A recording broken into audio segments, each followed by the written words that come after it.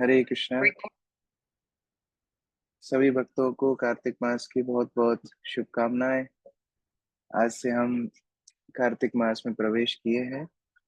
बहुत ही विशेष अवसर है, क्योंकि हर दिन वास्तव में हमें भगवान कृष्ण के समीप ले जाना चाहिए। हर दिन हमारी भक्ति में वृद्धि होनी चाहिए, और ये कार्तिक मास हमारी भक्ति में वृद्धि करने के लिए बड़ा सहायक है। वास्तव में ये कार्तिक मास को, यद्यपि हम दामोदर मास बोलते हैं, लेकिन इस कार्तिक मास का पूरा कंट्रोल होता है श्रीमती राधा रानी के हाथ। श्रीमती राधा रानी का ये मास है, और इसीलिए भगवान को प्रिय है। जैसे राधा कुंड और श्याम कुंड दोनों पास पास में है, और हम देखते हैं क्लास जैसे हम देखते हैं किस प्रकार श्याम कुंड भगवान को प्रिय है, लेकिन उससे ज्यादा प्रिय है राधा कुंड, क्योंकि राधा कुंड राधा रानी का प्रिय कुंड है। राधा रानी को जो चीज प्रिय है वो कृष्ण को ज्यादा प्रिय है, ज्यादा स्नेह है। इसीलिए ये मास, क्योंकि राधा रानी का मास है, राधा रानी का एक नाम है कार्तिका, तो ये मास क्योंकि राधा रानी का मास है, कृष्ण इस मास में अत्यधिक कृपालु हो जाते हैं, अत्यधिक कृपावान हो जाते हैं। और इसलिए प्रयास करना चाहिए इस मास में अपनी भक्ति की हम वृद्धि करें।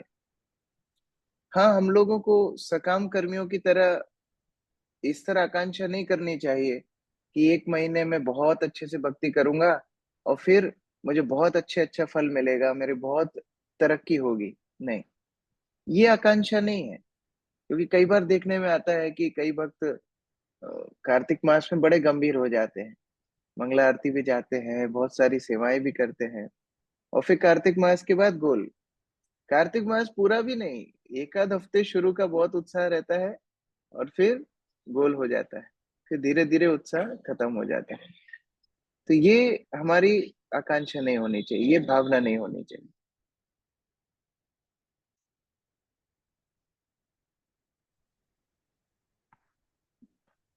हरे कृष्ण। मेरी वॉइस क्लियर है? तो प्रभु आपकी आवाज आवाज बीच में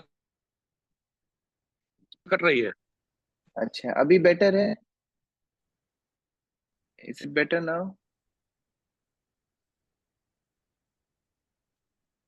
हरे। नो बट नो नो प्रभु जी नो। हम्म। आवाज कट रही है प्रभु जी आपकी ना। अच्छा, प्रभु जी एक। आप कहाँ कहाँ पे पहुंच गए हैं अभी?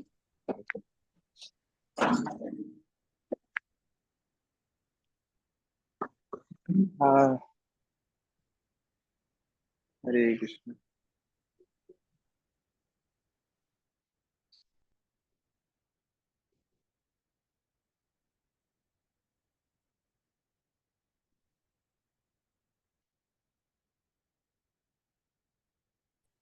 अभी भी ब्रेक है, वीडियो वीडियो।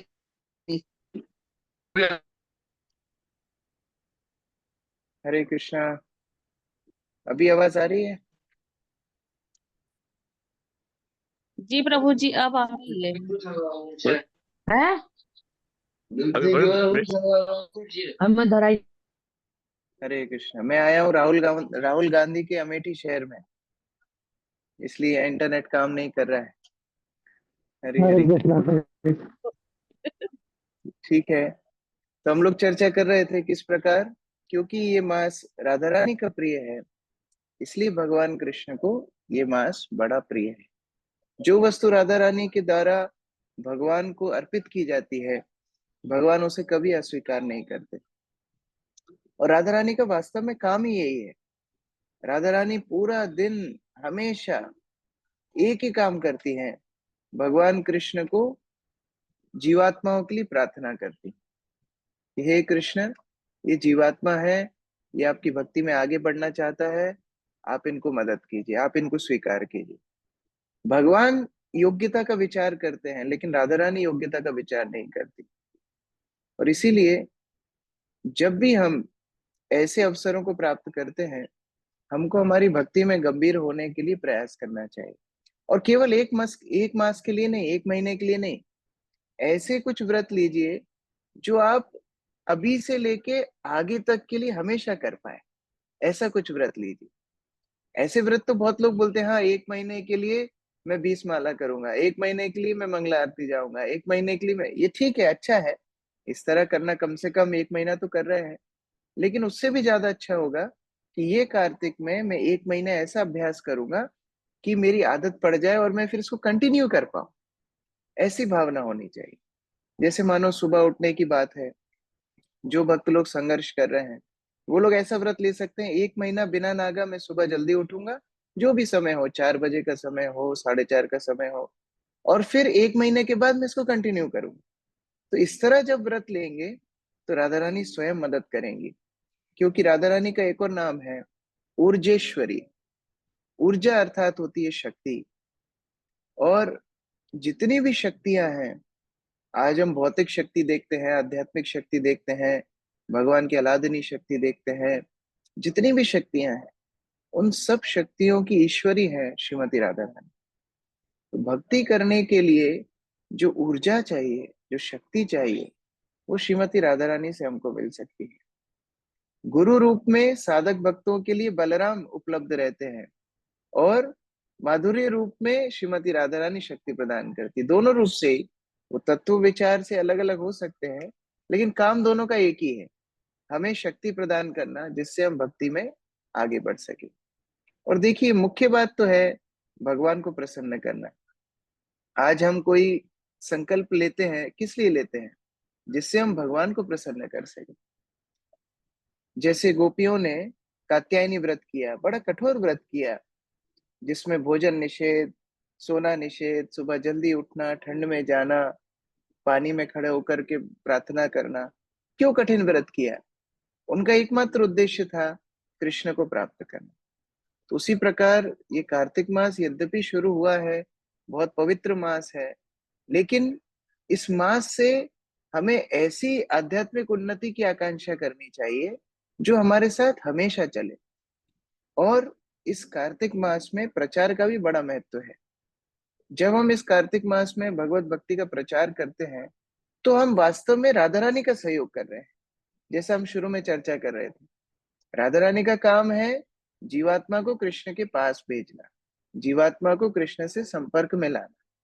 और अगर हम प्रचार कार्य करते हैं तो हम राधा रानी के काम में सहायता करते हैं। और जब हम राधा रानी के कार्य में सहायता करते हैं तो राधा रानी खुश होती है, और जब राधा रानी खुश होती हैं तो स्वभावतः ही कृष्ण प्रसन्न हो जाते हैं। इसीलिए ये कार्तिक मास में प्रचार का भी बड़ा महत्व है। तो इस प्रकार से बड़ी गंभीरता से हम लोग इस व्रत का पालन करें। हम लोग प्रतिदिन दामोदर अष्टक का पाठ कर सकते हैं, भगवान को दीपदान कर सकते हैं, ज्यादा से ज्यादा लोगों को दीपदान में हम लोग नियोजित कर सकते हैं। जितने भी गृहस्थ भक्त हैं, आपको शाम को मंदिर आने की आवश्यकता नहीं है। मंदिर आना है, सुबह आ जाइए। शाम के समय आप लोग अलग अलग घरों में प्रचार के लिए जाइए, ये ज्यादा जरूरी है। मंदिर हम भेजेंगे लोगों को, नए लोगों को भेजेंगे, पुराने लोगों को मंदिर आने की आवश्यकता नहीं। आप लोग को आना है, सुबह के टाइम पे आओ, मंगला आरती में आओ, दर्शनारती में आओ, भक्तों के साथ बैठ करके जप करो। शाम के समय पर आप लोग नए लोगों के घर पे जाओ। नए लोग जो भक्ति से विहीन है, बेचारे कृष्ण भक्ति नहीं प्राप्त किए हैं, उनको हमको कृष्ण भक्ति देनी। ये मुख्य हमारा विचार होना चाहिए। ज्यादा से ज्यादा लोग भगवान की, राधा रानी की कृपा प्राप्त करें। तो प्रतिदिन शाम को हम इस तरह अलग अलग प्रोग्राम कर सकते हैं। और नए लोगों के घर में, आपके घर में प्रोग्राम मत रखिए। आपके घर में प्रोग्राम रखने से हमारी मार्केटिंग नहीं होगी, हमारा प्रचार नहीं होगा। आपके घर में मत रखिए, आपके रिश्तेदार, आपके दोस्त, आपके पड़ोसी, उनसे निवेदन कीजिए कि क्या हम, ये दामोदर मास चल रहा है, कोई भी एक अच्छी तिथि के दिन हम लोग छोटा सा आधे घंटे का संकीर्तन और दीपदान आपके घर में रख सकते हैं। सारा सामान हम लेकर के आएंगे, आपको बस आपका समय देना है। तो इस तरह अगर हम प्रयास करेंगे, भगवान हमारी मदद करेंगे। देखो, भगवान हमेशा ये देखते हैं कि कैसे जीवात्मा मेरे पास आना चाहते हैं। हम लोग शास्त्र में पढ़ते हैं, पुराणों में जब अभिषेक पद्धति के बारे में बताते हैं तो बोलते हैं कि अगर कोई मीलों दूर भी हो और केवल वो ये सोचे कि मैं अभिषेक में जाऊंगा, भगवान का अभिषेक हो रहा है मंदिर में, उसका दर्शन करूंगा, तो उसको वहीं पर दूर से ही वो अभिषेक करने का फल मिल जाता है। तो भगवान कितने सहायक हैं जीवात्मा के। तो हम लोगों को यही प्रयास करना चाहिए कि हे भगवान, आपकी प्रसन्नता के लिए मेरी साधना अच्छी करूं, आपकी प्रसन्नता के लिए प्रचार में सहायक हूं। और ऐसा जब हमारा आचरण रहेगा, ऐसे जो हमारे विचार रहेंगे, ऐसे हमारे संकल्प रहेंगे, श्रीमती राधा रानी हमको मदद करेंगी। और जब श्रीमती राधा रानी की कृपा होगी, उनकी ऊर्जा मिलेगी, तो भक्ति में वो रस प्राप्त होगा, जिस रस से हम भक्ति में आगे बढ़ सकते हैं। हम लोग कुछ दिन पहले भी चर्चा कर रहे थे, शिल प्रभुपाद रस शब्द की व्याख्या बताते हैं। आज बहुत लोग अपनी छतों पर खीर रखेंगे और आकांक्षा करेंगे कि चंद्रमा की पूर्णिमा से उस खीर में रस आ जाए, और फिर बढ़िया उस खीर को पान करेंगे। वो अच्छा है, लेकिन वास्तविक रस क्या है? आज रास पूर्णिमा है। रस का अर्थ होता है ऐसी ऊर्जा मिलना जिससे आप कोई क्रिया को अविरत करते रहें, जिससे वो क्रिया करने में आपको इतनी प्रेरणा मिले कि कभी आप छोड़ने का तो छोड़ दीजिए, ज्यादा से ज्यादा करने का आपका मन हो। इसको बोलते हैं रस। जब वो रस प्राप्त होता है भक्ति में, तो फिर किसी को पूछना नहीं पड़ता कि प्रभु जी, आप मंदिर में क्यों नहीं आ रहे हो, आप सेवा क्यों नहीं कर रहे हो, आप जप क्यों नहीं कर रहे हो, आपकी साधना क्यों नहीं आ रही है। नहीं, अपने आप इतना रस आता है कि व्यक्ति उसको छोड़ नहीं पाता है। ये रस है, और ये रस प्राप्त होता है श्रीमती राधा रानी की कृपा से। तो इस कार्तिक मास में हमको यही प्रार्थना भगवान से करनी है, भगवान, हम अपने आप को पूर्ण रूप से आपको अर्पित कर पाए, और आपकी कृपा से यदि भक्ति रस का एक बूंद भी हमको मिले, हम अनंत अनंत काल तक आपकी सेवा में लगे रहें। ये हमारी प्रार्थना होनी चाहिए। जैसे भगवान रास मंडल में हर एक गोपी के साथ व्यक्तिगत रूप से उपस्थित थे, उसी तरह भगवान हमारे साथ भी व्यक्तिगत रूप से उपस्थित होते हैं। लेकिन पार्थक्यता क्या है? गोपियां श्रीमती राधा रानी भगवान कृष्ण की संगति के अलावा और कुछ चाहती नहीं है। हमारे पास भी भगवान व्यक्तिगत रूप से आते हैं।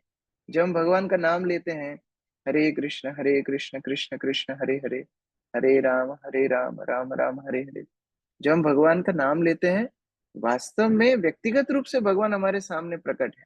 लेकिन समस्या क्या है? हम लोग फिर और दूसरी आकांक्षाएं करते हैं, और जब दूसरी आकांक्षाएं मन में रहेंगी, तो शुद्ध भक्ति का रस हम कभी भी स्वाद नहीं कर पाएंगे, कभी भी चख नहीं पाएंगे। इसलिए अन्य अभिलाषिता शून्यम ज्ञान कर्मादि अनावृतम अनुकूलेन कृष्णानुशीलनम भक्तिरुत्तमा। उत्तम भक्ति का लक्षण है सारी अलग अलग वासनाओं से मुक्त होना। केवल एक अभिलाषा मन में होनी चाहिए, भगवान कृष्ण को सेवा करने की। और अगर वो अभिलाषा मन में है, तो बस फिर शुद्ध भक्ति हमें भगवान प्रदान करते हैं। जब तक कोई और दूसरी आकांक्षाएं रहेंगी, तब तक शुद्ध भक्ति को हम प्राप्त नहीं कर पाएंगे। तो उसी उद्देश्य से शुद्ध भक्ति हमारा लक्ष्य बनाते हुए, वैष्णवाचार्यों की कृपा याचना करते हुए इस कार्तिक व्रत का हम पालन करें। ज्यादा से ज्यादा लोगों को हम कृष्ण भक्ति से जोड़ें, और अपनी साधना में भी दृढ़ हो। जो कच्चे पक्के साल भर हमारी साधना में ऊपर नीचे होता है, कम से कम कार्तिक में उसको संभाल करके दोबारा से पटरी पे लाने का अच्छा मौका है। हरे कृष्णा। श्रीमद् भागवतम पंचम स्कंद अध्याय कौन सा चल रहा है? 12, श्लोक संख्या 8 से आगे पढ़ेंगे। यदा क्षितिवेव चराचरस्य विदाम निष्ठां प्रभवं च नित्यं तन्नाम तोऽन्यत् व्यवहारमूलं निरूप्यतां सत्क्रिययानुमेयम्। प्रतिभा माता जी। हरे कृष्ण प्रभु जी, दंडवत प्रणाम। हम इस पृथ्वी के ऊपर विभिन्न रूपों में जीव आत्मा है। इसमें से कुछ गतिशील है तो कुछ गति नहीं करते। हम सभी उत्पन्न होते हैं, कुछ समय तक रहते हैं और फिर नष्ट हो जाते हैं, पर पृथ्वी में पुनः मिल जाते हैं। हम सभी पृथ्वी के विभिन्न रूपांतर मात्र है। विभिन्न शरीर तथा उपाधियां पृथ्वी के रूपांतर मात्र है, जो केवल नाम के लिए ही विद्यमान रहती है, क्योंकि प्रत्येक वस्तु पृथ्वी से निकलती है, और जब सब कुछ विनष्ट हो जाता है तो वह फिर पृथ्वी में मिल जाती है। दूसरे शब्दों में हम केवल धूल है और हम धूल ही रहेंगे। सबको इस पर विचार करना चाहिए। हरे कृष्ण। वास्तव में जिस शरीर के प्रति हम इतने आसक्त हैं, जिसके प्रति इतने गर्वित हैं, जिसके प्रति इतना हमारी चेतना डूबी होती है, वो शरीर केवल और केवल पृथ्वी का ही एक आकार दिया हुआ है और ये बाद में पृथ्वी में ही मिलने वाला है। या तो हमें अग्नि दी जाएगी तो भी शरीर राख बन के पृथ्वी में ही मिलने वाला है। कई लोग पृथ्वी में समाधि देते हैं, तो वो भी बाद में पृथ्वी ही बन जाते हैं। और प्रभुपाद समझाते हैं कई बार कई शरीरों का जिनका अंतिम संस्कार नहीं होता है, वन में पड़े रहते हैं, उनको जंगली जानवर खा जाते हैं। फिर उन जानवरों के मल के द्वारा भी वो पृथ्वी में ही मिल जाते हैं। तो इस प्रकार वास्तव में पृथ्वी का शरीर पृथ्वी में मिलता है, इसलिए इस शरीर के प्रति उतनी आसक्ति नहीं होनी चाहिए। प्रफुल्ल प्रभु। ब्रह्म सूत्र 2.1.14 में कहा गया है, तद अन्यन्यत्व आरंभम शब्दादिभ्य। यह विराट जगत पदार्थ तथा आत्मा का मिश्रण है, किंतु इसके कारण तो परम ब्रह्म पूर्ण पुरुषोत्तम भगवान है। अतः श्रीमद् भागवतम में कहा गया है, इदम ही विश्वम भगवानिवितः। यह संपूर्ण विराट जगत पूर्ण पुरुषोत्तम भगवान की शक्ति का रूपांतर मात्र है, किंतु मोहवश किसी की समझ में यह नहीं आता कि परमेश्वर इस भौतिक जगत से अभिन्न है। वस्तुतः वे भिन्न नहीं है, किंतु यह भौतिक जगत उसकी विभिन्न शक्तियों का केवल रूपांतरण है। परास्य शक्ति विबुधेव श्रूयते। वेदों में इस कथन के अन्य रूप भी हैं। सर्व खलविदम ब्रह्म। पदार्थ तथा आत्मा परम ब्रह्म अर्थात श्री भगवान से अभिन्न है। भगवान श्री कृष्ण ने श्रीमद् भगवत गीता 7.4 में इस कथन की पुष्टि की है, मैं भिन्ना प्रकृति रचता। भौतिक शक्ति भगवान श्री कृष्ण की शक्ति है, किंतु वह उनसे विलग हुई शक्ति है। आध्यात्मिक शक्ति भी उन्हीं की शक्ति है, किंतु यह उनसे अभिन्न है। जब यह भौतिक शक्ति परम आत्मा की सेवा में तत्पर होती है, तो वह तथाकथित भौतिक शक्ति भी आध्यात्मिक शक्ति में बदल जाती है। जिस प्रकार आग में रखने पर लोहा भी आग हो जाता है। जब वह विश्लेषण द्वारा यह समझ सकेंगे कि पूर्ण पुरुषोत्तम भगवान सर्व कारणों के कारण है, तब हमारा ज्ञान पूर्ण होगा। विभिन्न शक्तियों के रूपांतर मात्र को समझ लेना अधूरा ज्ञान है। हमें परम कारण तक पहुंचना है।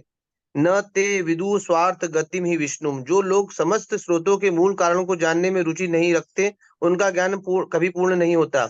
इस घटनाओं से भरे संसार में कोई भी ऐसी वस्तु नहीं है जो पूर्ण पुरुषोत्तम, हम उन्हें नाना प्रकार से व्यवहार में लाएं, किंतु उनका मूल कारण पृथ्वी ही है और कुछ नहीं। मिट्टी से बने जलपात्र का उपयोग भले ही हम कुछ काल तक जल भरने के लिए करें, किंतु अंततः वह पात्र मिट्टी के अतिरिक्त और कुछ नहीं है। अतः पात्र में और उसके मूल अवयव में अर्थात मिट्टी में कोई अंतर नहीं है। यह मात्र शक्ति का एक अन्य परिवर्तन है।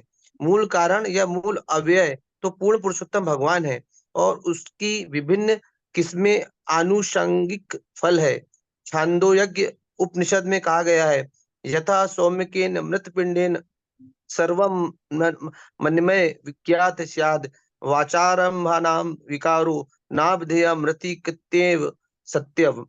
पृथ्वी का अध्ययन करने वाले को स्वाभाविक रूप से पृथ्वी के आनुषांगिक फलों का भी ज्ञान हो जाता है। इसलिए वेद कहते हैं, यस्मिन विज्ञाते सर्वम एवं विज्ञातम भवति। यदि कोई आदि कारण भगवान श्री कृष्ण को जान लेता है, तो समस्त कारणों के भी कारण है, तो उसे प्रत्येक वस्तु का ज्ञान हो जाता है, भले ही वह विभिन्न किस्मों में प्रस्तुत क्यों न हो। इन विभिन्न किस्मों के मूल कारण को समझने का पर प्रत्येक वस्तु का ज्ञान हो जाता है।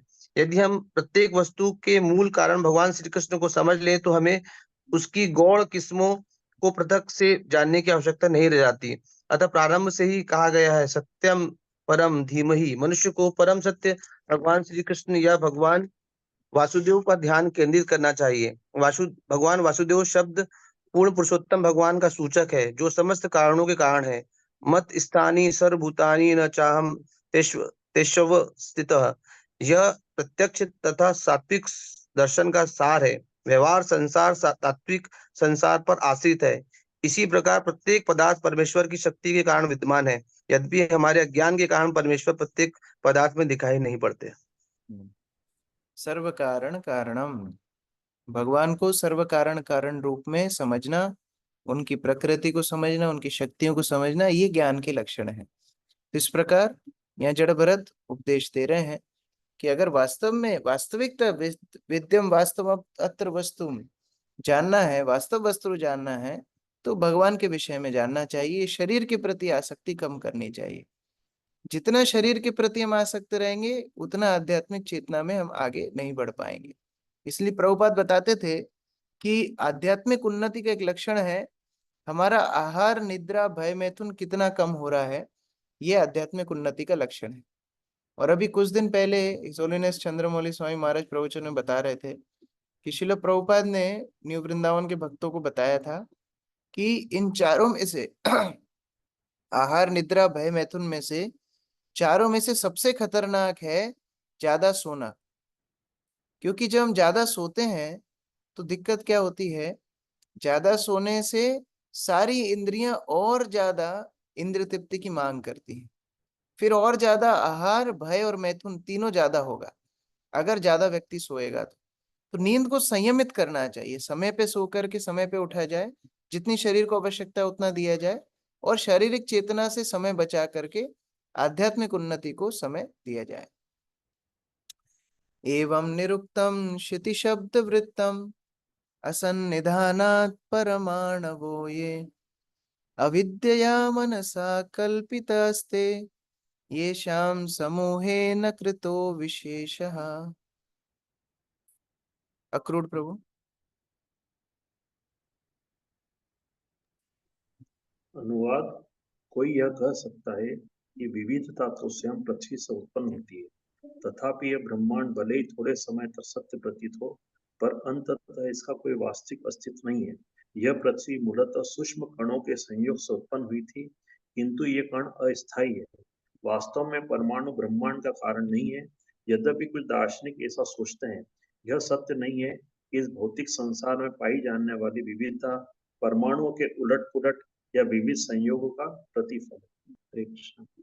तो जो मरे हुए जीव हैं, जो मरे हुए वस्तुएं हैं, जैसे प्रोटॉन, इलेक्ट्रॉन, जो परमाणु हैं, मूर्ख वैज्ञानिक सोचते हैं कि इनके कॉम्बिनेशन से जीवन बन गया।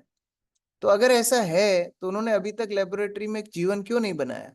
प्रभुपाद बहुत इसके ऊपर कई बार प्रश्न पूछते थे। कह रहे अगर आप बोलते हो कि केमिकल से, प्रोटॉन इलेक्ट्रॉन के कॉम्बिनेशन से ही अगर जीवन आया है, तो अभी तक बना क्यों नहीं पाए? या अगर बना भी ना पाए तो क्या ऐसी कोई डिस्कवरी भी कर पाए कि जहां कोई कॉम्बिनेशन ऑफ केमिकल से लाइफ बनी हो? आपने नहीं बनाई क्या? प्रकृति में कभी देखा गया? नहीं देखा गया। उल्टा जीवित व्यक्ति से या जीवित वस्तु से केमिकल आते हैं। प्रभुपाद उदाहरण देते हैं, मान लो नींबू का पेड़ है, नींबू के पेड़ में नींबू लगे हुए हैं, उस नींबू को निचोड़ करके आप साइट्रिक एसिड निकाल सकते हैं।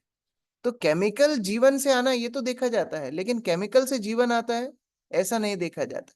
तो ये हमको बहुत अच्छे से समझना है कि वास्तव में सर्व कारण कारण भगवान श्री कृष्ण है। भौतिक पदार्थों से हमारा जीवन नहीं है, उनके ऊपर निर्भर नहीं है। अमित प्रभु। हरे कृष्ण प्रभु जी, दंडवत प्रणाम। तात्पर्य: जो परमाणुवाद के समर्थक हैं उनका विचार है कि परमाणुओं के प्रोटॉन तथा इलेक्ट्रॉन मिलकर विभिन्न भौतिक वस्तुओं की उत्पत्ति करते हैं, किंतु वैज्ञानिक परमाणु के ही अस्तित्व का कारण ढूंढने में असमर्थ हैं। ऐसी दशा में हम यह नहीं कह सकते कि परमाणु ही ब्रह्मांड का कारण है। ऐसे सिद्धांत अज्ञानी लोग प्रस्तुत करते हैं। वास्तविक बुद्धि के अनुसार इस विराट जगत के वास्तविक कारण परमेश्वर हैं। जन्मादस्य यतः, वे ही समस्त सृष्टि के मूल कारण है। जैसा कि श्रीमद् भगवद गीता में कहा गया है, अहम सर्वस्य प्रभाव मर्त सर्व प्रवर्तते। कृष्ण ही मूल कारण है, सर्व कारण कारणम, वे समस्त कारणों के कारण है। भगवान श्री कृष्ण ही परमाणु अथवा भौतिक ऊर्जा के कारण है। श्रीमद् भगवद गीता में 7.4 में कहा गया है, भूमिराप अनलो वायु खम मनो बुद्धिरेव च अहंकार इतियम में भिन्ना प्रकृतिस्था धा। परम कारण पूर्ण पुरुषोत्तम भगवान है, और केवल अज्ञानी व्यक्ति विभिन्न सिद्धांतों के द्वारा अन्य कारणों की खोज करने का प्रयत्न करते हैं। हरे कृष्ण। एवं कृशं स्थूलमनुर्बृहद्यत् असच्च सज्जीवमजीवमन्यत् द्रव्य स्वभावस्य काल कर्म नामना जयावेहि कृतं द्वितीयम्। ब्रजेश प्रभु। क्योंकि इस ब्रह्मांड का कोई वास्तविक अस्तित्व नहीं है, अतः इसके अंदर की वस्तुएं यथा लघुता, अंतर, स्थूलता, प्रस्थता, सूक्ष्मता, विशालता, परिणाम, कारण, कार्य, चेतना तथा द्रव्य, ये सब काल्पनिक है। ये एक ही वस्तु है, मिट्टी के बने पात्र, किंतु इनके नाम भिन्न भिन्न है। ये अंतर पदार्थ, प्रकृति, आशय, काल तथा क्रिया, कर्म द्वारा जाने जाते हैं। तुम्हें जानना चाहिए कि ये भौतिक प्रकृति द्वारा उत्पन्न यांत्रिक अभिव्यक्तियां है। हरे कृष्ण बोलो। तो क्योंकि ये ब्रह्मांड शाश्वत नहीं है, इसकी सारी क्रियाएं भी शाश्वत नहीं है, तो इनको शाश्वत समझना ये भूल है। ये एक स्वप्न के समान आचार्यों ने बताई। जय माता जी।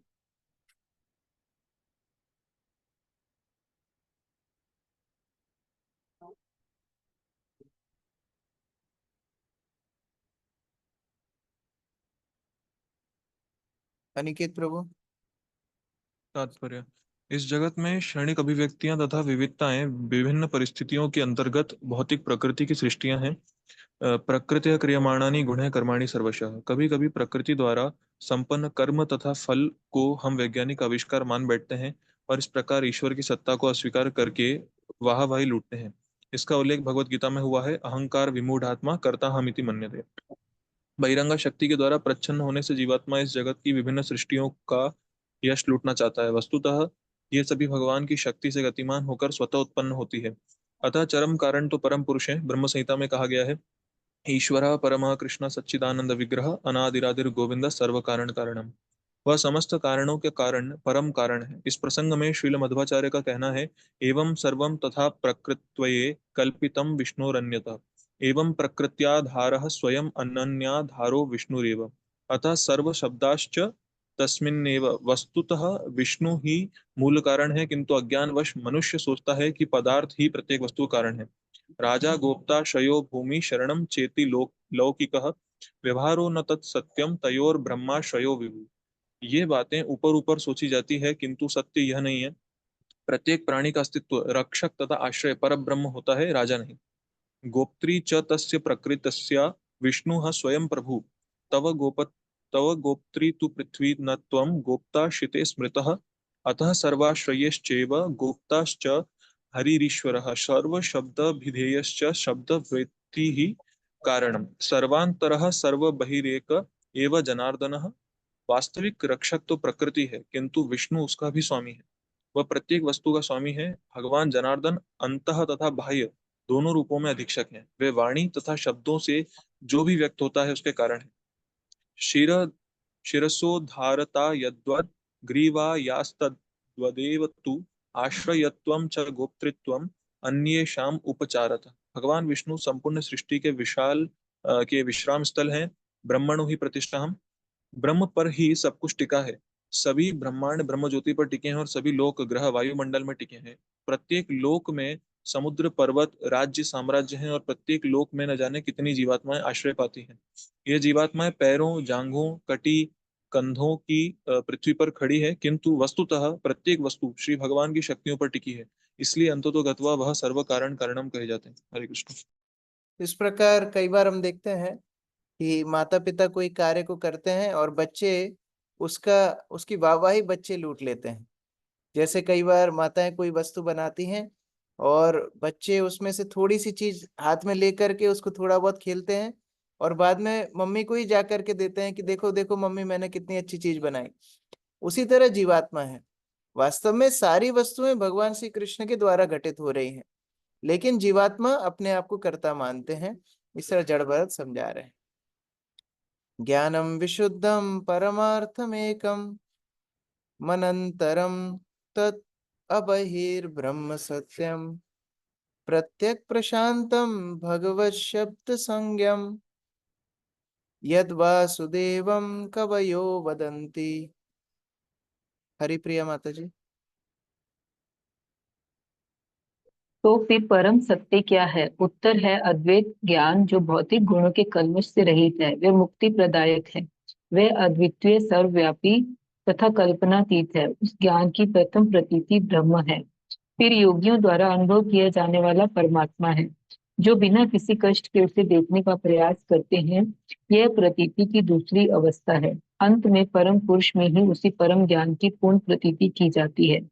सभी विद्वान परम पुरुष को वासुदेव के रूप में वर्णन करते हैं, जो ब्रह्म परमात्मा आदि का कारण है। इतने स्पष्ट रूप से यहाँ पर बताया जा रहा है सत्य क्या है। हम लोग बोलते हैं सत्यम परम धीमहि। कई कथाकार जो भागवत के विषय में बोलते हैं, वो जब इस श्लोक की व्याख्या करते हैं वो बोलते हैं सत्यम परम धीमहि का मतलब है आप जिसको सत्य मानते हो उसका अर्चना करो। किसी के लिए गणेश जी सत्य हैं, किसी के लिए शिव जी सत्य हैं, इसलिए व्यास देव ने झमेला ना हो इसलिए लिख दिया सत्यम परम धीमहि, किसी का नाम नहीं लिखा। लेकिन वास्तव में यहाँ लिखा है परम सत्य क्या है।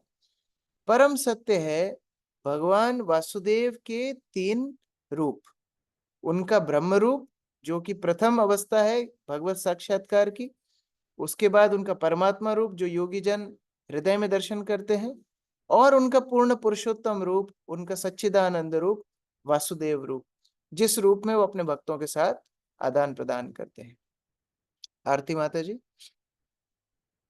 तात्पर्य श्री चैतन्य चरितमृत में कहा गया है यत अद्वैत ब्रह्मोपनिषद तदप्यस्य तनुभा। परम सत्य का निर्गुण ब्रह्म तेज पूर्ण पुरुषोत्तम भगवान की दैहिक किरणों का बना होता है।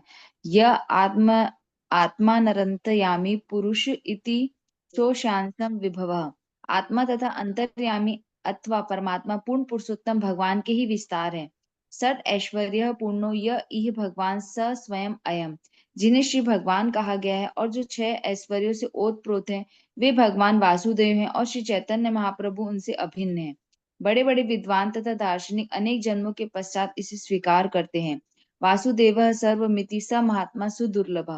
बुद्धिमान मनुष्य जान सकते हैं कि अंततः भगवान वासुदेव अर्थात श्री कृष्ण ही ब्रह्म तथा परमात्मा के कारण है। इस प्रकार भगवान वासुदेव सर्व कारण कारणम अर्थात समस्त कारणों के अंतिम कारण है। इसकी पुष्टि श्रीमद् भागवतम में की गई है। वदंती तत्तत्वं विदस्तम यज् ज्ञान मद्वयम ब्रह्मोति परमात्मेति भगवान नीति शब्दते। वास्तविक तत्व अर्थात परम सत्य तो श्री भगवान है, किंतु परम सत्य की अपूर्ण अनुभूति से कभी कभी लोग उसी भगवान श्री विष्णु को निर्गुण ब्रह्म या अंतर्यामी परमात्मा कहते हैं। श्रीमद् भागवतम के प्रारंभ में ही कहा गया है सत्यम परम धीमहि। हम परम सत्य का ध्यान करते हैं। यहाँ पर परम सत्य को ज्ञानम विशुद्धम सत्यम के रूप में बताया गया है। परम सत्य भौतिक कलमश से रहित एवं भौतिक गुणों के परे होते हैं। इनसे सभी आध्यात्मिक सिद्धियां एवं भौतिक जगत से मुक्ति प्राप्त होती है। यह परम सत्य तो भगवान श्री वासुदेव श्री कृष्ण है। भगवान श्री कृष्ण के बाह्य तथा अंतर में कोई अंतर नहीं है। वे पूर्ण है। उनके शरीर तथा आत्मा में हमारे जैसा अंतर नहीं है। कभी कभी तथाकथित विद्वान भगवान श्री कृष्ण की वास्तविक स्थिति से परिचित न होने के कारण लोगों को यह कहकर भ्रमित करते रहते हैं कि अंतःकरण में स्थित श्री कृष्ण बाह्य रूप में स्थित श्री कृष्ण से भिन्न है। जब भगवान श्री कृष्ण कहते हैं मन मना भव मत भक्तो मध्याजी मां नमस्कुरु, तो इस कथन के अनुसार कुछ तथाकथित विद्वान पाठकों श्रोताओं को यह उपदेश देते हैं कि हमें व्यक्ति श्री कृष्ण को समर्पण न करके आंतरिक श्री कृष्ण को समर्पण करना चाहिए। ये तथाकथित मायावादी विद्वान अपने अल्प ज्ञान के कारण भगवान श्री कृष्ण को कभी नहीं समझ पाते। अतः मनुष्य को किसी प्रामाणिक व्यक्ति के पास जाना चाहिए जिससे वे भगवान श्री कृष्ण को समझ सकेंगे। सदगुरु भगवान श्री कृष्ण को वास्तव में सदा देखते रहते हैं, अतः वे उनका सही सही वर्णन कर सकते हैं। तभी तो श्रीमद् भगवत गीता में कहा गया है तद विद्धि प्रणिपातेन परिप्रश्नेन सेवया उपदेक्ष्यन्ति ते ज्ञानम ज्ञानी न तत्वदर्शिनः। बिना अधिकारी विद्वान के पास गए मनुष्य भगवान श्री कृष्ण को नहीं समझ सकता। तो ये परम सत्य को जानने के लिए एक प्रमाणित गुरु की आवश्यकता है, अन्यथा धर्म हमारे लिए केवल एक तर्क का विषय रह जाएगा, केवल विवाद का विषय रह जाएगा। लेकिन जब हम आध्यात्मिक गुरु से श्रवण करते हैं तो तत्वतः जो सत्य है भगवान श्री कृष्ण के गूढ़ रहस्य को समझ पाते हैं। रहुगणैत तपसा न याति न चेज्जया निर्वापणात् गृहाद्वा न छन्दसा नैव जलाग्नि सूर्यैर् विना महत्पाद रजोभिषेकम। बहुत महत्वपूर्ण श्लोक है। राधा वल्लभा माता जी। हे राजा रहुगण, महापुरुषों के चरण कमलों की धूलि से संपूर्ण शरीर को मलने के लिए बिना परम सत्य की प्रतीति नहीं हो सकती। ब्रह्मचार्य धारण करने, गृहस्थ जीवन के विधि विधानों के अनुपालन, वानप्रस्थ के रूप में ग्रह त्याग अथवा संन्यास ग्रहण करने या शीत ऋतु में जल में घुसकर घोर तपस्या करने या ग्रीष्म में अग्नि से घिरे रहने, झुलसती धूप में पड़े रहने जैसे कठिन तपस्याओं से परम सत्य की प्रतीत नहीं हो सकती। परम सत्य को जानने के और भी अनेक साधन हैं, किंतु परम सत्य उसे ही प्राप्त होता है जो किसी महान भक्त का अनुग्रह प्राप्त हो। हरे कृष्ण। इतना स्पष्ट है। वास्तव में भक्ति मिलती है भक्तों की कृपा से। और कैसी कृपा से यहाँ बोला है? महत पाद रज अभिषेकम। जैसे हम जल से स्नान करते हैं, ऐसे महान वैष्णवों के चरणों की धूलि से स्नान करना चाहिए। इसका मतलब क्या है? इसका मतलब है उनके उपदेशों को अंगीकार करना, अपने हृदय में पूर्ण रूप से स्वीकार करना। जैसे हम जल में स्नान करते हैं तो पूरे भीग जाते हैं, उसी प्रकार महत रज मतलब उनके आदेशों में अपने जीवन को पूर्ण तरह से रमा देना। ये होता है मतलब उनके चरण धूलि को स्पर्श करना, उनके चरण धूलि से स्नान करने का मतलब ये है। और ऐसे लोग जो महापुरुषों के चरण कमलों का अनुसरण करते हैं, उनके निर्देशों का पालन करते हैं, ऐसे लोगों को भगवत प्राप्ति होती है, ऐसे लोगों को भगवान के विषय में साक्षात्कार होता है। अन्यथा वर्णाश्रम का पालन करने से, कठिन कठिन तपस्या पालन करने से ये उपलब्धि प्राप्त नहीं होती। अरविंद प्रभु। तात्पर्य: शुद्ध भक्त किसी को भी दिव्य आनंद का वास्तविक ज्ञान प्रदान कर सकता है। वेदेषु दुर्लभम अदुर्लभम आत्मभक्तो। केवल वेदों के आदेशों का पालन करने से आध्यात्मिक जीवन की पूर्णता प्राप्त नहीं की जा सकती। मनुष्य को विशुद्ध भक्त के पास पहुंचना होता है। अन्याभिलाषिता शून्यम ज्ञान कर्माद्यनावृतम। ऐसे भक्त के अनुग्रह से मनुष्य परम सत्य भगवान श्री कृष्ण और उनसे अपने संबंध को समझ सकता है। भौतिकवादी व्यक्ति कभी कभी सोचता है कि केवल पुण्य कर्म करके तथा घर पर ही रह करके ही परम सत्य को समझा जा सकता है। इस श्लोक में इसको अस्वीकार किया गया है। कोई भी व्यक्ति केवल ब्रह्मचर्य के नियमों का पालन करके परम सत्य को नहीं जान सकता है। मनुष्य को शुद्ध भक्त की सेवा करनी आवश्यक होती है। इससे निश्चित रूप से परम सत्य को समझने में सहायता मिलेगी। हरे कृष्ण। तो वैष्णवों की सेवा, परम वैष्णव शुद्ध भक्तों की सेवा से हमें भगवत प्राप्ति होती है। अभी क्वेश्चन है कि वैष्णव है कौन, ये शुद्ध वैष्णव होते कौन है? अगले श्लोक में बता रहे हैं। यत्रोत्तम श्लोक गुणानुवाद प्रस्तुयते ग्राम्य कथा विघाता निषेव्यमाणो निदिनं मुमुक्षोर मतिं सतिं यच्छति वासुदेवे। नीतू माता जी। हरे कृष्णा प्रभु जी। यहाँ वर्णित वे शुद्ध भक्त कौन हैं? शुद्ध भक्तों की सभा में राजनीति या समाजशास्त्र जैसे सांसारिक विषयों पर चर्चा चलाने का प्रश्न ही नहीं उठता। वहां तो पूर्ण पुरुषोत्तम भगवान की लीलाओं, स्वरूप एवं गुणों की ही चर्चा होती है। उनकी प्रशंसा तथा उपासना पूर्ण मनोयोग से की जाती है। यहाँ तक कि विशुद्ध भक्तों की संगति से ऐसे विषयों को लगातार आदर पूर्वक सुनने से ऐसा पुरुष जो परम सत्य में तदाकार होना चाहता है, वह भी अपने इस विचार को त्याग कर क्रमशः वासुदेव की सेवा में आसक्त हो जाता है। तीन मुख्य लक्षण यहाँ पर बताए जा रहे हैं शुद्ध भक्त के। पहला लक्षण, जो प्रजल्प ना करे, अनर्गल सांसारिक विषयों पे चर्चा ना करे, ये शुद्ध भक्त का पहला लक्षण है। हमारी अगर प्रवृत्ति रहेगी प्रजल्प करने की, हमारी प्रवृत्ति रहेगी सांसारिक विषयों पे चर्चा करने की, तो हम शुद्ध भक्ति से दूर हैं। दूसरा, अच्छा सांसारिक चर्चा नहीं करना है तो क्या करना है? मौन व्रत नहीं रखना है, फिर भगवान के गुण कीर्तन करना है। भगवान का नाम रूप गुण लीला की चर्चा हो, कृष्ण कथा हो, हरि कथा हो, संकीर्तन हो, नाम जप हो, ये सारी चीजें दूसरा लक्षण है। और तीसरा लक्षण शुद्ध भक्त का, उनके पास आने से भक्ति करने की इच्छा होती है। उनसे श्रवण करने से हमारे अंदर भी भक्ति के लिए प्रेरणा जागृत हो जाए, संसारिक लोग भी भक्ति करने लगे। ऐसी संगति मिलने से ऐसे भक्त को शुद्ध भक्त बोलते हैं। बड़ी स्पष्टता से यहाँ जड़ भरत बता रहे हैं। अर्चना माता जी। तात्पर्य इस श्लोक में शुद्ध भक्तों के लक्षण बताए गए हैं। शुद्ध भक्त कभी भी सांसारिक विषयों में रुचि नहीं रखता। श्री चैतन्य महाप्रभु ने अपने भक्तों को सांसारिक विषयों के संबंध में चर्चा करने के लिए सर्वथा वर्जित किया है। ग्राम्य वार्ता न कहिबे। मनुष्य को चाहिए कि भौतिक जगत के समाचारों के विषय में वृथा चर्चा करने में संलग्न न हो। मनुष्य को इस प्रकार से समय नष्ट नहीं करना चाहिए।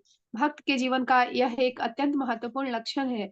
भक्त के समक्ष भगवान श्री कृष्ण की सेवा के अतिरिक्त अन्य कोई ध्येय नहीं होता। यह कृष्ण भावनामृत आंदोलन को इसलिए चलाया गया था जिससे लोगों को भगवान की सेवा में दिन में 24 घंटे व्यस्त रखा जा सके। इस संस्था के अनुयायी प्रातः 5 बजे से लेकर रात्रि के 10 बजे तक कृष्ण भक्ति का अनुशीलन करते हैं।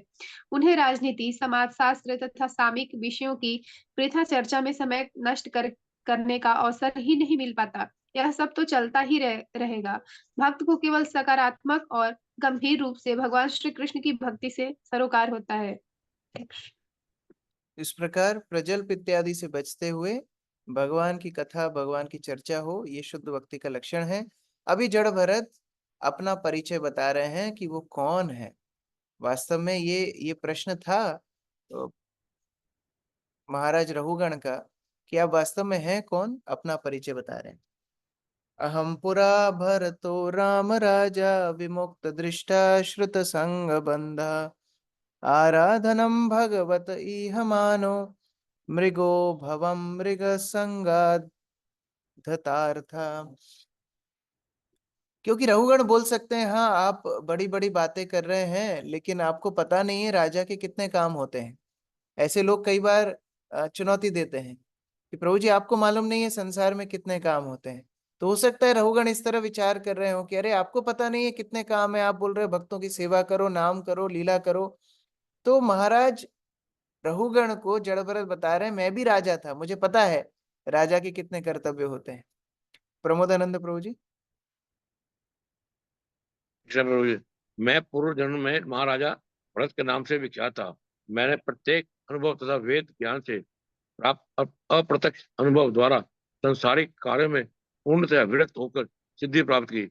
मैं पूर्णतः भगवान की सेवा में तत्पर रहता था, किंतु दुर्भाग्यवश मैं एक छोटे से मृग के प्रति इतना आसक्त हो गया था कि मैंने सारे आध्यात्मिक कर्तव्यों की उपेक्षा कर दी।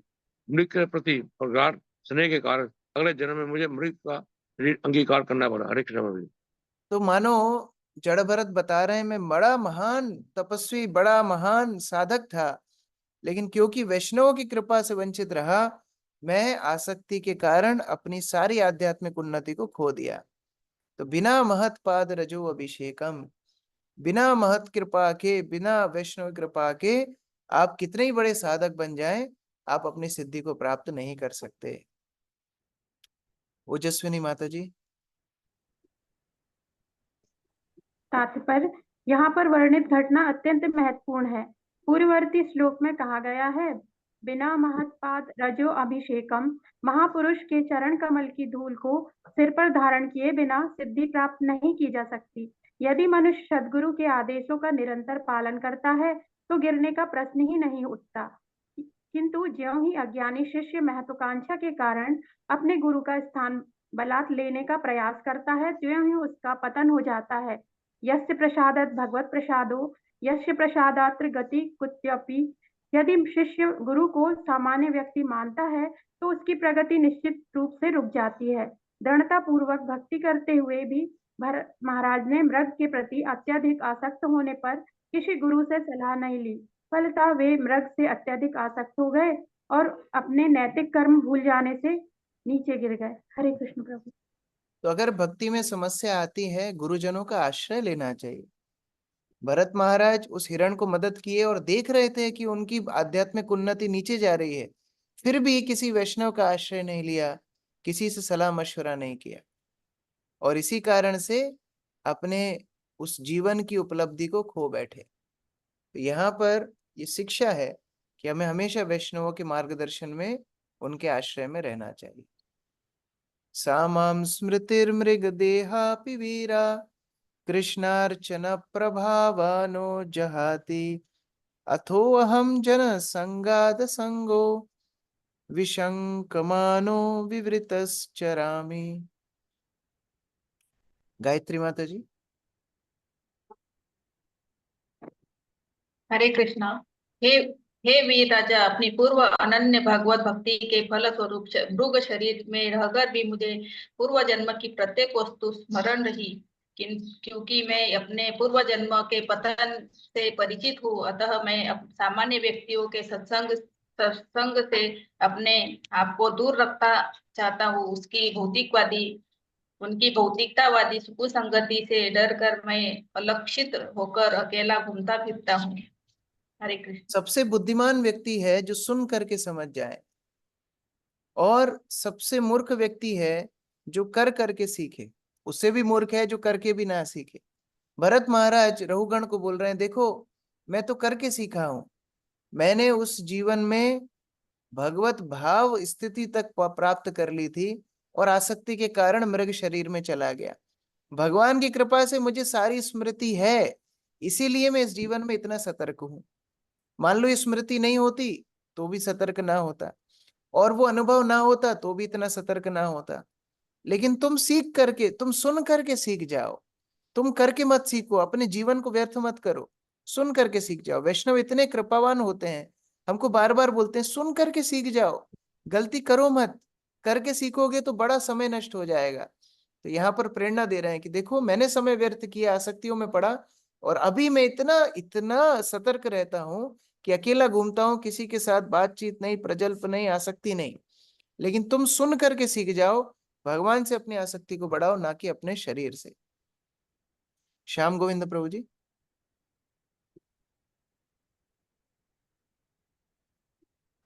तात्पर्य भगवत गीता 2:40 में कहा गया है, स्वल्पमत्य धर्मस्य, सचमुच ही मनुष्य जीवन से पशु जीवन में पूछना महान पतन है, किंतु भगवत भक्ति कभी वृथा नहीं जाती। जैसा कि जड़ भरत या अन्य भक्तों के प्रसंग में देखा जाता है। भगवत गीता का 8:6 कथन है, यम यम वापि भावम त्यजन्ते कलेवरम। प्राकृतिक नियम के अनुसार मृत्यु के समय मन विशेष प्रकार के ध्यान में तल्लीन रहता है, इससे पशु जीवन मिल सकता है, किंतु भक्त के लिए इससे कोई हानि नहीं पहुंचती। भरत महाराज को मृग शरीर प्राप्त होते हुए भी अपनी पूर्व स्थिति स्मरण रही, फलतः मृग शरीर में भी उन्हें अपने पतन का कारण भली भांति स्मरण रहा। इसके कारण ही उनका जन्म अत्यंत पवित्र ब्राह्मण कुल में हुआ। इसी तरह उनकी भगवत सेवा वृथा नहीं हुई। हरे कृष्ण। तो भगवान की सेवा में किया गया कोई भी कार्य कभी व्यर्थ नहीं जाता, लेकिन हमारी भक्ति की प्रगति स्थगित हो सकती है, इसलिए बड़ा सतर्क रहना चाहिए। आखिरी श्लोक इस अध्याय का, तस्मान्नरो संग सुसंग जाता ज्ञानासिहे नेहैव विवृग्न मोह हरिम तदीह कथना श्रुताभ्याम लब्धा स्मृतिर्याति अति पराम अध्वन्नः। रेखा माता जी। उन्नत भक्तों की संगति मात्र से पूर्ण ज्ञान प्राप्त किया जा सकता है, और फिर ज्ञान की तलवार से सांसारिक मोह को छिन्न भिन्न किया जा सकता है। भक्तों की संगति से ही श्रवण कीर्तन द्वारा भगवान की सेवा में अनुरत हुआ जा सकता है। इस प्रकार से अपने शुद्ध कृष्ण भावनामृत को जागृत किया जा सकता है, और कृष्ण भावनामृत के अनुशीलन द्वारा इसी जीवन में परम धाम को वापस जाया जा सकता है। अभी एकदम साराती सार बता रहे हैं आखिरी श्लोक में कि जब हम उन्नत भक्तों की संगति करते हैं, जो भक्ति में बड़े दृढ़ हैं, स्थित हैं, स्थिर हैं, ऐसे भक्तों की संगति में दो चीजें होती हैं। एक तो उनकी संगति में जो भगवत ज्ञान मिलता है, उससे हम आसक्तियों का शमन करते हैं, और दूसरा उनकी संगति में जो कृष्ण नाम स्मरण कीर्तन इत्यादि होता है, इस माध्यम से कृष्ण के प्रति प्रेम, जो सुप्त प्रेम हमारे हृदय में है, पुनः जागृत हो जाता है। तो एक तरफ आसक्तियों का दमन भक्त संगति से, और दूसरी तरफ कृष्ण के प्रति आसक्ति, दोनों भक्त संगति से उपलब्धियां प्राप्त होती हैं, और उसके चलते व्यक्ति अपनी कृष्ण चेतना को जागृत कर भगवान के धाम पुनः वापस चला जाता है। कृष्ण दयाल प्रभु। हरे कृष्ण प्रभु। भवबंधन से मुक्त होने के लिए सांसारिक भक्तों की संगति त्याग करके भक्तों की संगति करनी चाहिए। इस संबंध में सकारात्मक तथा नकारात्मक विधियां बताई गई हैं। भक्तों की संगति से सुप्त कृष्ण भावनामृत जागृत होती है। कृष्ण भावनामृत आंदोलन सबों के लिए अवसर प्रदान कर रहा है। जो भी कृष्ण भक्ति में आगे बढ़ना चाहता है उसे हम आश्रय देते हैं। हम उनके रहने तथा भोजन की व्यवस्था करते हैं, जिससे भी शांति पूर्वक कृष्ण भावनामृत का अनुशीलन करके इसी जीवन में परम धाम को प्राप्त हो सके। इस प्रकार श्रीमद् भागवत के पंचम स्कंद के अंतर्गत महाराज रघुवंश तथा जड़ भरत की वार्ता नामक 12वें अध्याय के भक्ति वेदांत तात्पर्य पूर्ण हुआ। हरे कृष्ण। श्रील प्रभुपाद ने इस्कॉन की रचना ही इसलिए की है जिससे हम भक्तों की संगति प्राप्त करें, अपनी भौतिक आसक्तियों को कम करके भगवान के प्रति आसक्ति को पुनः जागृत करें और भगवत धाम लौट करके चले जाएं। हरे कृष्णा। श्रील प्रभुपाद की जय। समवेत भक्त वृंद की जय। निताई गौर प्रेमानंदे। किसी का कोई प्रश्न है? सुजाता माता जी। हरे कृष्णा प्रभु जी। स्टार्टिंग में जो आपने बताया था बलराम तत्व और राधा रानी की कृपा का थोड़ा अंतर, मतलब अंतर नहीं था, वो थोड़ा सूक्ष्म पॉइंट बता दीजिए एक बार फिर। साधक स्तर पर जो हमको बल की आवश्यकता होती है बलराम देते हैं, और फिर जब वही साधना रागात्मिका हो जाती है, रागानुगा हो जाती है, प्रेम वश चलती है, तो श्रीमती राधा रानी उसका बल प्रदान करती है, ऊर्जा प्रदान करती है। दोनों का काम एक ही है, लेकिन थोड़ा सा तत्व में अंतर है। हरे कृष्णा प्रभु जी। तो फिर हम तो अभी साधक स्टेज पर हैं, तो हमें फिर नित्यानंद प्रभु जी या बलराम जी की ज्यादा करनी हाँ, चाहिए। वो एक ही बात है, वो डिपार्टमेंट पूरा एक ही है। तो हम लोग जब कृपा याचना नित्यानंद प्रभु से करते हैं, हेनो निताई बिने भाई राधा कृष्ण पाई तिनाई, नित्यानंद प्रभु की कृपा से राधा कृष्ण की कृपा मिलती है। तो वो एक साथ ही हम लोग स्मरण करते हैं, नित्यानंद प्रभु, चैतन्य महाप्रभु, राधा कृष्ण, एक साथ हम लोग उनकी कृपा की आकांक्षा करते हैं। जी जी जी, थैंक यू सो मच। हरे कृष्ण। दीपिका माता जी। हरे कृष्णा प्रभु जी। धन्यवाद करना। आवाज आ रही है प्रभु जी? हाँ प्रभु जी, मुझे काफी दिनों से एक थोड़ी सी उलझन हो रही है कि वृंदावन गए थे ना, तो वहां से मंदिर से फूल माला मिली थी मेरे प्रभु जी को, बहन को, तो उन्होंने सीधे पहन निकाले। तो मैंने ऐसे बोला इसको पहनो मत, फिर से उनके गले से निकलवा लिया और मैंने बोला सूंघ के सिर पे लगा के फिर इनको रख दो, क्योंकि अपने साथ बड़े वैष्णव है, वो तो बिगर उनके गले में माला नहीं और आप माला पहन के घूम रहे हो, ये अच्छा नहीं लगे। ये अपराध किया क्या प्रभु जी? नहीं, जब भगवान की माला मिलती है उसको ससम्मान पहनना चाहिए। वो आपका सम्मान नहीं है, वो भगवान का प्रसाद है। और अगर किसी पुजारी ने या किसी भक्त ने आपको दिया है, उसको गले में धारण करके उसको ससम्मान स्वीकार करना चाहिए। हाँ ठीक है, हमको लज्जा आ सकती है कि बाकी वैष्णव गले में नहीं है, तो फिर बाद में उतार सकते हैं, लेकिन उसको पहनना अपराध नहीं है, बल्कि उसको ना पहनना अपराध है। तो जब ऐसी भगवान की महाप्रसाद माला मिलती है तो उसको स्वीकार करना चाहिए। मैंने बोला थोड़ी देर के लिए पहन लीजिए, क्योंकि अपने साथ इतने बड़े बड़े वैष्णव हैं, उनके तो गले में माला नहीं और हम माला पहन के घूमे, अच्छा नहीं। ठीक है, वो भी विचार अच्छा है, लेकिन पहनने में कोई अपराध नहीं। ठीक है। अंशु माता जी।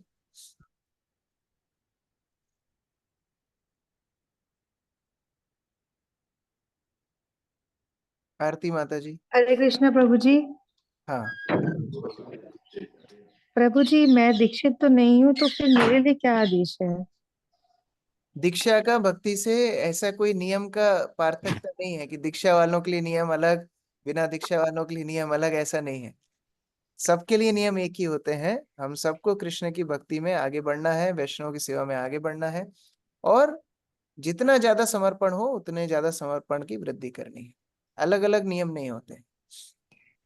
ठीक है। जैसे आप कह रहे हैं कि तो जो कुछ हम भागवत में पढ़ रहे हैं, जो कुछ हम लोग प्रभुपाद के लिए, प्रभुपाद के प्रवचनों में सुन रहे हैं, शिक्षाओं में सुन रहे हैं, वो सभी भक्तों के लिए समान रूप से उपलब्ध है। वैष्णव सानिध्य मेरे पास तो सिर्फ एक भागवत प्रवेश ही है और एक काउंसलिंग वाली माता जी है, वही है। जो भी मुझे समस्या होती है वो मैं उनसे डिस्कस कर लेती हाँ, हूँ। तो पर आप उनसे जैसे संगति कीजिए और भगवान से प्रार्थना कीजिए कि वो आपको और ज्यादा वैष्णव संग दे। हरे कृष्ण प्रभु जी, धन्यवाद। और प्रचार भी करना है थोड़ा थोड़ा आपस में, तो आप अपने आप आपस में, आपके इर्द गिर्द अपने आप वैष्णव संघ की सृष्टि भी कर सकते हैं। 4-5 लोगों को मैंने भेजा है आपका लिंक, मैं उनको डेली भेजती हूँ क्लास का लिंक, और वो अटेम्प्ट भी करते हैं। एक अंजनी माता जी हैं, वो ऑलरेडी जुड़ी हुई हैं इस्कॉन से, उन्होंने भी आगे फॉरवर्ड किया है। ओके, हाँ, आप लोग आपस में भी बैठ करके व्यक्तिगत रूप से भी कृष्ण भक्ति का चर्चा कर सकते हैं, कोई प्रवचन साथ में सुन सकते हैं, प्रभुपाद की पुस्तक पढ़ सकते हैं। इस तरह भक्तों की भक्ति बढ़ेगी, आपस में आप लोगों का संबंध बढ़ेगा, और भक्त जब बढ़ेंगे तो आपको भी अच्छा लगेगा, भक्तों की संगति में आपकी भी भक्ति आगे बढ़ेगी। हरे कृष्ण। आरती माता जी। हरे कृष्ण प्रभु जी, दंडवत प्रणाम। प्रभु जी, मैं सुन रही थी आपसे योग्य नहीं हूँ माधुर्य कादम्बिनी, उसमें श्रद्धा के बारे में आप बात कर रहे थे। प्रभु जी, श्रद्धा कैसे जनरेट होगी, कैसे वैष्णव की कृपा प्राप्त होगी? हाँ, श्रद्धा आती है वैष्णवों की सेवा करने से। तो जब हम वैष्णवों की सेवा करते हैं, वैष्णवों से श्रवण करते हैं, वैष्णवों की संगति करते हैं, तो हमको श्रद्धा प्राप्त होती है भगवान के प्रति, भक्ति के पथ के प्रति, हरिनाम के प्रति। ये श्रद्धा मिलती है वैष्णव संगति से, वैष्णव सेवा से, वैष्णव श्रवण से। ठीक है जी। अक्रूर प्रभु। मतलब प्रभु जी, यस, पूछूं? अब जैसे हम सेवा करते हैं, पर ऐसे लगता ही नहीं कि कुछ करते हैं, या वो तो हम अपनी इंद्रिय तृप्ति करते हैं सेवा के नाम पे। मरीज को पता नहीं पड़ता है कि दवाई कैसे काम कर रही है, हमको हर चीज पता नहीं पड़ेगी कि सेवा से हमारे अंदर क्या लाभ हो रहा है, हमारी कैसे चेतना शुद्ध हो रही है, सारी बातें हमको समझ में नहीं आएंगी। वो अंदर ही अंदर आपकी चेतना की शुद्धि कैसे हो रही है, वो भगवान और गुरु जानते हैं। तो आपको केवल वैष्णवों के आदेश मान के उनकी सेवा करनी है। फिर धीरे धीरे धीरे कैसे परिवर्तन होगा, वो अंदर की बात है, वो आपको बाह्य रूप से समझ में नहीं आएगी। कई बार हमको लगता है ना, अरे डॉक्टर ने ये क्या दवाई दे दी, ये होम्योपैथिक दवाई तो ऐसी ही मीठी मीठी गोलियां हैं, इसमें कोई बल है कि नहीं है। नहीं, वो डॉक्टर को पता है उसने क्या दिया है, आप लेंगे तो आपको पता पड़ेगा। जी। प्रभु जी, एक ऐसा प्रश्न है, जैसे अभी एकादशी है, या कुछ ऐसे रिचुअल्स होते हैं फैमिली के कि जैसे एकादशी को माथा नहीं धोना है, या ऐसे नहीं करना है कुछ, तो ऐसा क्या लिखा हुआ है क्या शास्त्रों में कि सर नहीं धोते हैं, माथा नहीं धोते हैं, या कुछ प्रॉपर प्रोटोकॉल्स हैं क्या एकादशी के?